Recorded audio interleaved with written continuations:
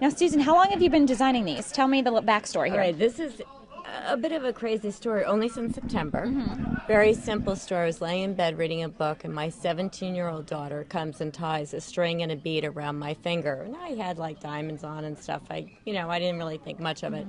Everywhere I went, people started asking me, "Oh, what's that ring on your finger? What's that ring on your finger?"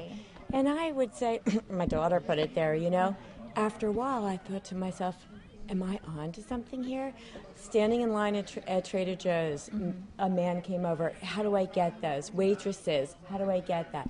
In Bloomingdale's, I was buying a shirt. Could you just show my buyer those rings?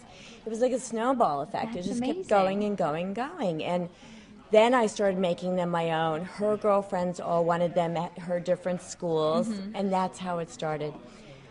I wanted to go on from there, though, and I wanted to have a purpose. I just didn't want to have a bead on a string, and I started to think about other things that are really important in life. And I hooked up, actually, through my hairdresser, Michelangelo, who was very involved in a charity called Somali Mom, which is human trafficking. And considering I have a 17-year-old daughter and a 12-year-old son, this was really important for me. So I hooked up with that charity. Part of the proceeds go there, which on my website you'll be able to see under charity. You'll get to that page, and that's how that started. That's such a great story. From then on, it just every time I thought I would just slow it down or whatever, something would come my way. For instance, I was sitting at a party and Julia Moore turned over to me and said, "What's that ring on your finger?" And I said, "Well, it's really for a great charity, human trafficking, girls in Cambodia." And she said, "Oh, I'd like to have one. Could I have that one?" And I'm like, yeah. Then she sent me emails saying, "I'd like to have a few. I want them as Christmas presents for my family members." So I started making them for her and sending them to her, and that was really exciting. And she was writing me emails of how she loves them and how great they are. So I was thrilled to death over that. So you're actually making these yourself? I'm actually making these at the moment myself. I am. I'm not even sure how people find out about them, but they do. I think it's a lot through Facebook and word of mouth. I have sold them from Australia to Seattle, Washington. All over the world, I'm getting requests on my website for these rings, which to me is really exciting, knowing that they're traveling the world. Absolutely. I'm going to take them and put them on the other camera. Okay, so that great. way I can feature them. Take a look at I think them. one good thing to know about them is that what makes them a little bit different is that you have to tie them on a friend. I was just about to ask because you Yeah. can tell that the string is wider than you would have room for in your finger. The string, it doesn't stretch. I mean, these have been on my hand since September. They never seem to break, which is why I've used silk. It's really strong, it's natural, and the colors are really vibrant. But you tie them on to a friend, and that was what made them different. I wanted the interaction for people. The new friendship bracelet, if you will. Right, exactly, because everybody is so busy texting, and I'm part of that too. It's like my daughter, and this and that. I just wanted the touch, the feel of like, I'm going to put this on your hand. I think about you, I care about you.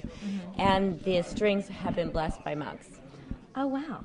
So, because I feel like we can't get enough good karma. So eventually the strings fall off, but I feel like the karma won't. It'll stay on. I think I've found that to be true, and it's a nice, good feeling all along. It's a really good gift, and you're giving back. You're doing something. It's not just spending money to spend money.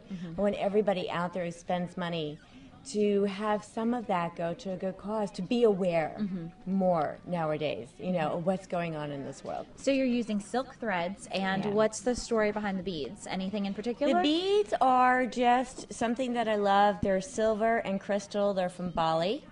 And it was more about I go there and I just feel which beads I love, just the beauty of them.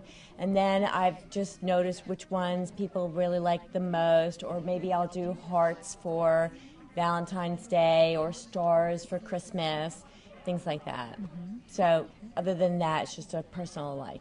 Great. Well, they're absolutely beautiful. And you're doing all different colors with the threads. There's nothing holding you back there. Well, exactly. There's nothing holding me back. On my website, you can choose the bead, and there are a number of colors that you can choose from. A lot of people have been coming to me and asking me if I could make bracelets and maybe ankle bracelets, maybe even toe rings for the summer, which I'm going to consider. I really have to start to think about men. I've had several men come up to me and say, I want this, make me one. And I thought, okay, I'll get a more masculine bead, like maybe a bigger one like this, make it a bit more tougher looking. I stuck one on my husband, and he lifts weights and everything, and he said, I can't wear any jewelry, Susan. He wore this for months. He said, I can't even feel it. That was the great thing. You tie it on, you knot it, and I dab it with a little bit of nail polish. That's what keeps it on forever. It like seals the bond. Okay. So, and I think that I really need to get back to what I want eventually for these rings, and that is I want to sell a lot of them. I want to help women in Cambodia, in the Somali Mom Foundation. I'd love to give them a job. I'd love to give them the means to get themselves out of the situation that they're in. So how can people buy these rings? Do they just need to contact you? How does this work? They're in stores in Manhattan. They're in Arlene Bauman on Bleecker Street in Manhattan. But I think the best is just go to the website, commonthreaddesign.com. And I think Rick's been showing us some photos of that while we've been talking, so hopefully people will know where to find them. Oh, hopefully. It's a good cause. You know, it's something that we need to educate ourselves a little bit more about and know that it's out there. It's not just in the movies.